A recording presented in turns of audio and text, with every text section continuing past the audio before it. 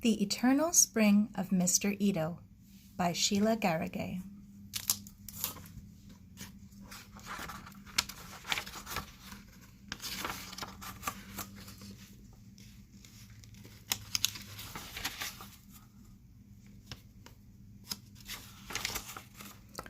October 15th, 1941. Vancouver, British Columbia, Canada. Sara stared at the 57th page of her history book, and all the lines seemed to run together. So many words about one man who'd lived hundreds of years ago. Who cared about boring old Jacques Cartier on a nice Saturday afternoon? She slammed the book shut and wandered over to the window. It had been her favorite spot in the house ever since her arrival from England. The view was so peaceful from up here, and so different from the air raids and searchlights and enemy submarines she'd left behind. When she'd first come, Canada had seemed like another world, with different food and different speech and different manners.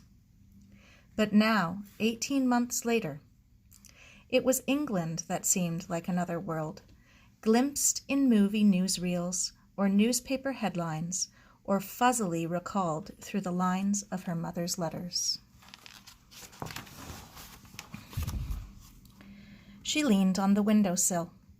Across the bay, Grouse Mountain bulked against the northern sky, a sprinkle of snow sugaring its upper slopes. To the right, the westering sun lit the twin peaks called the Lions, guarding the city of Vancouver at the end of English Bay. She could see the water if she stood on her tiptoes. On Saturdays, there were always sailboats out there, tacking back and forth between the north and south shores, and fishing boats heading home to Kitsilano, and the big ferry chugging west toward Vancouver Island. It was all so much more interesting than her old history book. Sara heard voices below. Uncle Duncan and Mr. Ito, the Japanese gardener, were walking slowly up the long path from the tool shed. Fearless, the Airedale, close behind them as usual. They were a funny-looking pair. Uncle Duncan, so big in his brown tweed jacket, Mr. Ito, small as a gnome, beside him. So different, but for one thing. They both walked with a limp. Uncle Duncan walked stiff-legged on the right side, where his wooden leg was. Mr. Ito dipped to the left, where his knee had been shot through.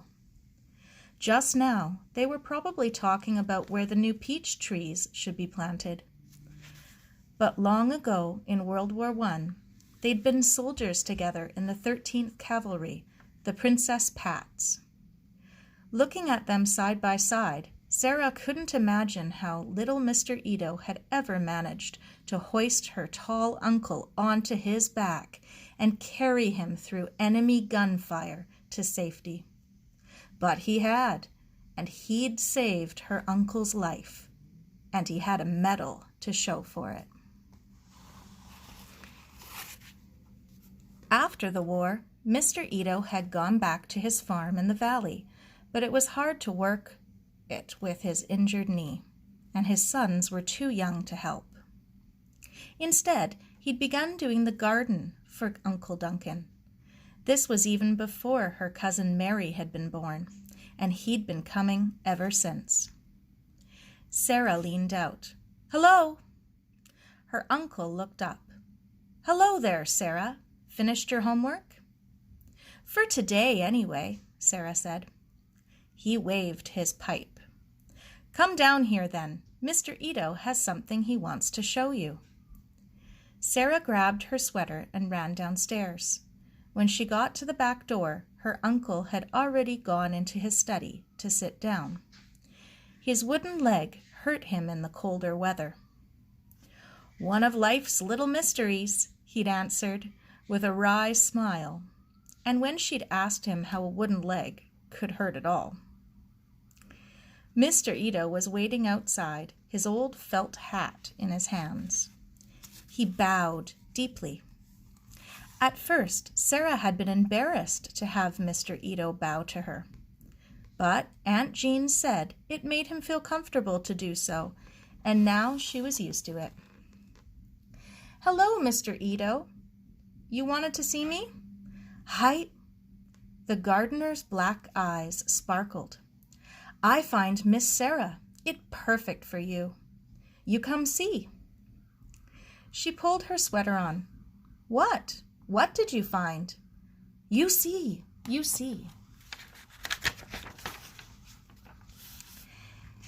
He hurried ahead of her down the path, his short bandy legs carrying him quick as a crab.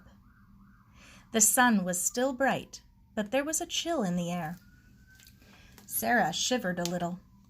"Winter's coming, Mr. Ito." "Winter every year come, Sara-chan, but spring every year come after." She smiled. Mr. Ito never said much, but whatever he said in his Japanese English always sounded very wise. They passed her sitting rock, big and gray and smooth. Something long ago had hollowed it out in just the right way to form a comfortable lap.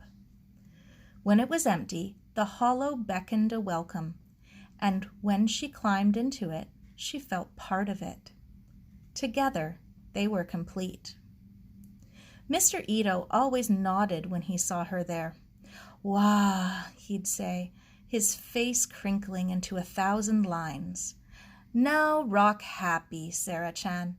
You make harmony in my garden."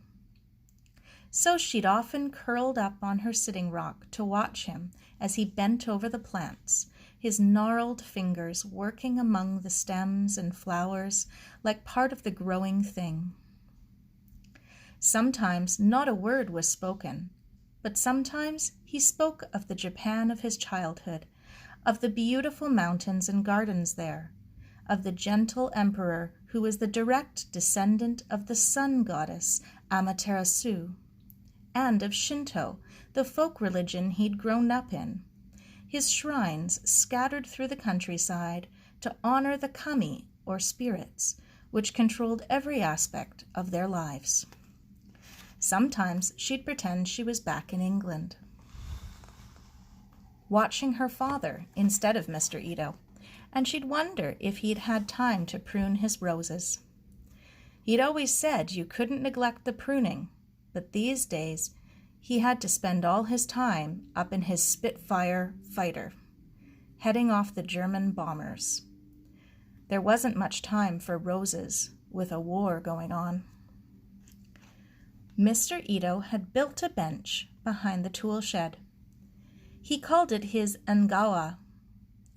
It was sturdily made of wood and ran the length of the little building, about 3 feet above the ground. An awning of wooden strips gave the plants on the angawa protection from heavy rain and burning sun. Now Mr. Ito stopped beside it. "Winter comes soon, like you say, Sara-chan. Now is right time to start bonsai." Sara had been wanting to try growing a bonsai for a long time. Mr. Ito had a collection of them standing on the angawa. Tiny, delicate trees, perfect in every detail, growing in dishes so shallow there seemed no room at all for their roots. "You've found something for me to make a bonsai with? Where? Oh, let me see it, Mr. Ito." He grinned. "I have in tool shed." He ducked into the little building and brought out a mass of bare branches covered with twigs, all growing out of one heavy stem. At the base of the stem, 3 thick roots and many hair-like rootlets ran out in different directions through a clump of earth. Sara stared. What Mr. Ito was holding didn't look the least bit like any of the plants on his bench. She didn't want to be rude, especially when he seemed so pleased, but she was disappointed.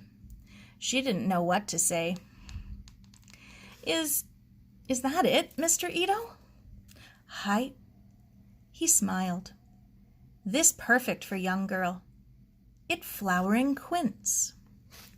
Sara touched it gingerly. How could she ever make this poor thing beautiful? You will work with it, Sara-chan. It bloomed for you. You will see, Mr. Ito said. Sara! Sara, are you still there?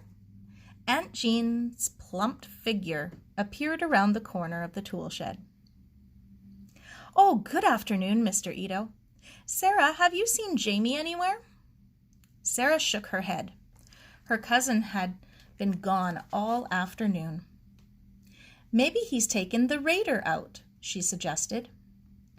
Well, he's in trouble if he did. He's supposed to tell someone whenever he takes out that boat, and he knows very well I wanted him to clean up his room today. Sara grinned. Aunt Jean sighed. Well, if you do see him, Sara, tell him to come in to me. I'm trying to get the house tidied up. Mary's bringing some servicemen home for dinner tonight, and Jamie's room looks perfectly dreadful. She turned to Mr. Ito. Mr. Ito, would you bring up one of the bonsai to the house later on? I want to spruce up the living room. She pointed out one of the plants on the angawa. It was only 12 inches high, but in every way except height, it was a complete and perfect tree. She laughed. I guess the best choice for sprucing up the living room would be the yellow spruce. Mr. Ito bowed. I bring before I go home, Missy Cameron. Thank you. And, oh, Mr. Ito, while I think of it, would you be kind enough to tell Mrs. Ito that the alterations were very nicely done, and that I'd like to bring Sara and the other girls on Tuesday for a fitting for their bridesmaids' dresses. Mr. Ito bowed. Mrs. Ito happy her work satisfactory. Miss Mary's wedding pretty soon now. I remember her as so small flower bud. Now she ready to bloom. Aunt Jean smiled. Just a couple of months, Mr. Ito. Her fiancé is leaving the garrison in Hong Kong on the 10th of December. He'll get home just in time for a Christmas wedding. She gazed at the flower beds full of crimson zinnias and yellow mums. Everything's so lovely. I swear these flowers are actually happy to be there. Mr. Ito's weathered face wrinkled into a smile. He bowed and pointed to the tangle of branches on the angawa. Now I teach Miss Sara make bonsai. Aunt Jean looked doubtful. With those? He laughed, his eyes bright. You see, it's perfect for Miss Sara. Well, I think she's got her work cut out for her. Aunt Jean turned back towards the house. And I have mine cut out for me. I must get busy in the kitchen this minute. Sara, don't forget, if you see Jamie, send him straight inside. I will. That's Chapter 1 of The Eternal Spring of Mr. Ito.